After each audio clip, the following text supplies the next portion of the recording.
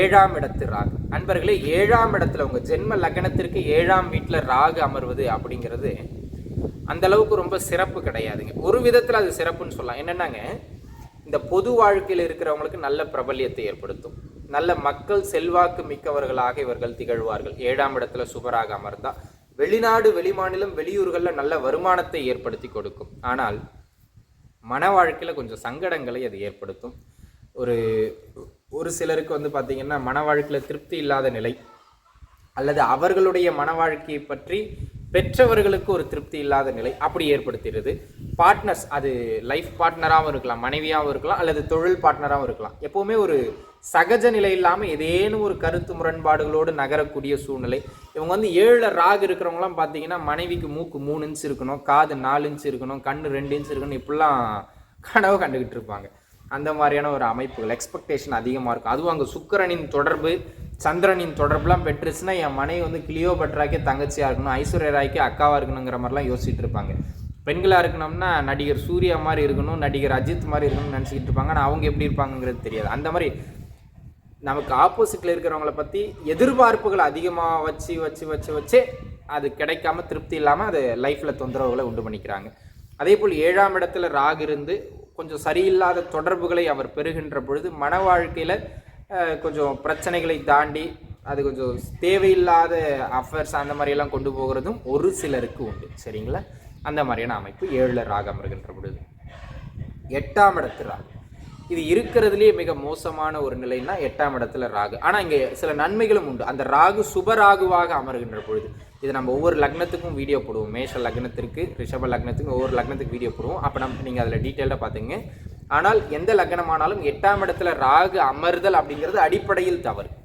அது இப்போ 8ல் போய் ராகு அமர்றாருன்னு வச்சுக்கோங்களேன், அவர் சுபகிரக தொடர்புகளை பெற்றிருந்தால் வெளியூர், வெளிமாநிலம், வெளிநாடு அப்படின்னு ஓடி போயிடுறாங்க, அங்கே பொழைச்சிக்கிறாங்க, அங்கே அது ஓகே, அது போயிடுதுங்க. சுபகிரகங்களின் தொடர்பு இல்லாமல் தனித்து இருந்தாலோ அல்லது பாவகிரகங்களின் தொடர்பை பெறுகின்ற பொழுது 8ஆம் இட ராகு பேயாட்டம் ஆடுவார்.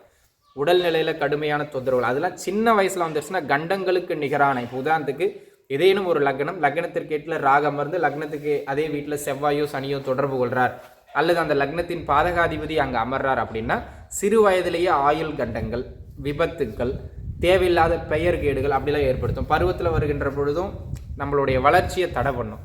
அந்த மாதிரி ஆயுள் கண்ட அமைப்புகள், ஒரு சிலருக்கு தவறு செஞ்சு தவறான பாதைகளில் போயிடுறது, ஜெயில் வாசம், வழக்கு தொந்தரவு, தொழில் செய்கின்ற பட்சத்தில் தொழிலில் நஷ்டம், கடன் தொந்தரவு, இந்த மாதிரியான அமைப்புகள், தீராத நோய், இந்த அதிர்ஷ்டத்தை நம்பியே அது பின்னாடி போயிட்டு இந்த ஷேர் மார்க்கெட்டில் இன்வெஸ்ட் பண்ணுறது, லாட்ரி சீட்டு இன்வெஸ்ட் பண்ணுறது, 1 லட்சம் கொடுத்து 10 லட்சம் வாங்குறது, இந்த உழைக்காமல் மேலுக்கு வரணும்னு நினச்சி எங்கேயாவது போய் லாக் ஆகிடுறது, பேராசைகளை கொடுத்து அதனால் போய் மாட்டிக்கிறது. ஆகமத்தில் பெயர்கேடு, பொருளாதார கேடு, குடும்பக்கேடு, ஆரோக்கிய கேடு, இந்த 4 கேடையும் தரக்கூடியது 8ஆம் இடத்து ராகு.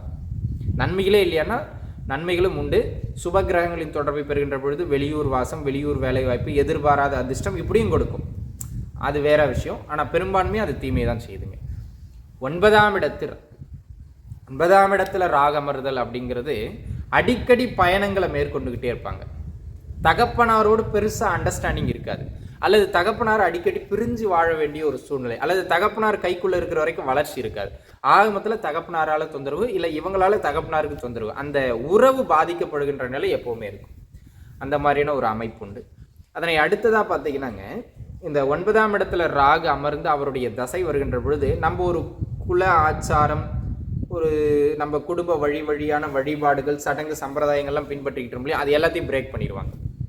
9ஆம் இடத்துல ராகு அமர்ந்து ஒருவருக்கு தசை வரும்போது தான் வேற்று மதம், வேற்று மொழி, வேற்று கலாச்சாரம், பிற விஷயங்களை பற்றி தெரிஞ்சுக்கணும், இதில் ஆர்வம் அதிகமாக போகும். 9ஆம் இடத்துல ஒருவருக்கு ராகு அமர்ந்து அந்த ராகு சுபராகுவாக இருந்தால் அவர் ஒன்றுக்கு மேற்பட்ட மொழிகளை உறுதியாக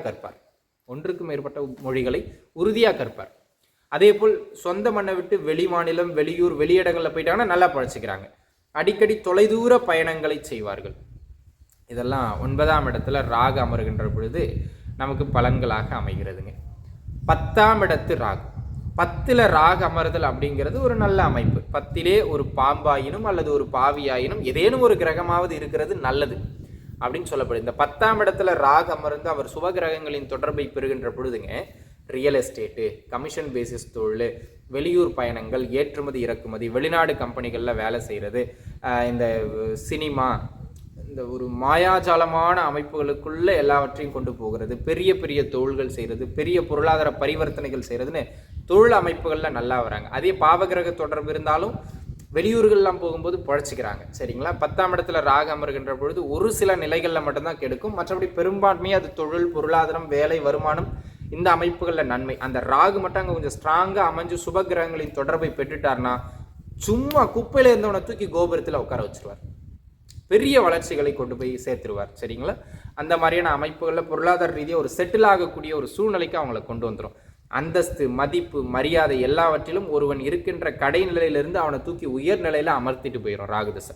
4 பேர் வணக்கம் வைக்கக்கூடிய ஒரு இடத்துக்கு போயிடுவார். ராகு தசைக்கு முன்பு வரைக்கும் அவர் யாருன்னே ஊருக்கு தெரியாது.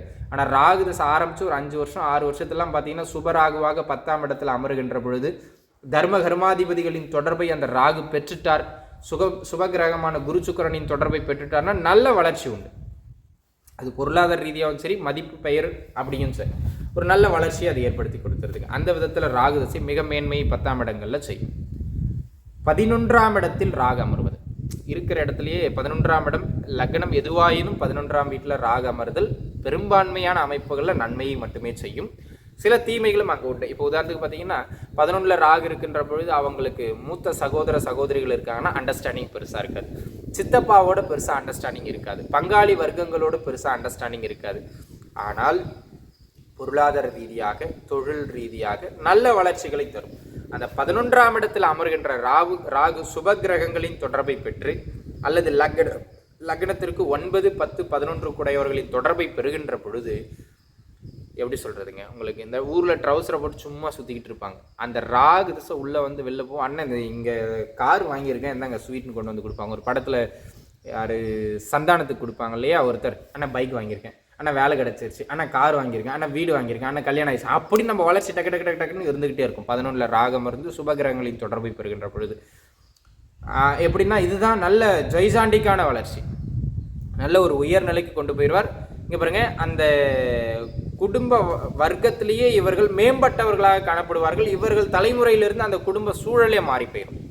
பொருளாதார ரீதியாக நல்ல வளர்ச்சியை தரும், சொத்து சேர்க்கையை தரும், வருமான ஓட்டத்தை தரும், நல்ல பெயர் புகழ் வளர்ச்சியை தரும். எதை வேணாலும் நீங்கள் சேர்த்துக்கிடுங்க, கொஞ்சம் நல்லா ஜாலியாக இருக்க வச்சிடும். 11ஆம் இடத்தில் அமர்ந்து சுபகிரக தொடர்புகளை பெற்ற ராகு. சரிங்க, 12ஆம் இடத்தில் ராகு. இந்த 12ஆம் இடத்துல ராகு அமர்வது அப்படிங்கிறது அந்த அளவுக்கு ஒரு சிறப்பு கிடையாது. ஆனால் அங்கு சுபகிரகங்களின் தொடர்பை பெறுகின்ற பொழுது வெளிநாடு போகிறது, கமிஷன் பேசிஸில் தொழில் பண்ணுறது, இந்த சினிமா துறைகளில் வெல்வது, உழைக்காமல் பேச்சை முதன்மைப்படுத்தியே இல்லை ஆன்லைன் பிஸ்னஸ் பண்ணியே அப்படி சம்பாதிக்கிறது, இப்படி கொண்டு போயிடும். ஆனால் அங்கு ராகு சுபகிரகங்களின் தொடர்பை பெறாமல் பாவகிரகங்களின் தொடர்பை பெற்று வலுக்கின்ற பொழுது தூக்கம் இல்லாமல் போகிறது, நோய்வாய்ப்படுறது, கணவன் மனைவி கடையில் தாம்பத்தியம் சரியில்லாமல் போயிட்டு மன வாழ்க்கையில் பிரிவினையை ஏற்படுத்துறது, தேவையில்லாத தவறுகள், தேவையில்லாத விஷயங்களில் சபலப்பட்டு பெண் விஷயங்கள், போதை பழக்க வழக்கங்களை சபலப்பட்டு பருவ வயதினர் கொஞ்சம் மிஸ்கைட் ஆகிறது, சிறைவாசம்னு சொல்லக்கூடிய வழக்கு பிரச்சனைகளை ஏற்படுத்துறது, இந்த மாதிரியான அமைப்புகளில் நெகட்டிவிட்டியாகவும் கொண்டு போய். ஆனால் 12ஆம் இடத்துல ராகு இருந்து சுபகிரகங்களை தொடர்பு கொள்கின்ற பெரும்பான்மையானவர்கள் நல்ல பொருளாதார வளர்ச்சிகளை சொந்த மண் இல்லாமல் வெளியிடங்களில் பெறுகிறார்கள். அந்த விதத்தில் 12ல் ராகு அமர்ந்து சுபகிரகங்களின் தொடர்பை பெற்றுட்டால் வெளியூர் ஓடி போயிட்டு வேலை பார்க்குறோம்னா சிறப்பாக வந்துடலாம். ஸோ இதாங்க 12 வீடுகளில் ராகு அமர்ந்த பலன்கள்.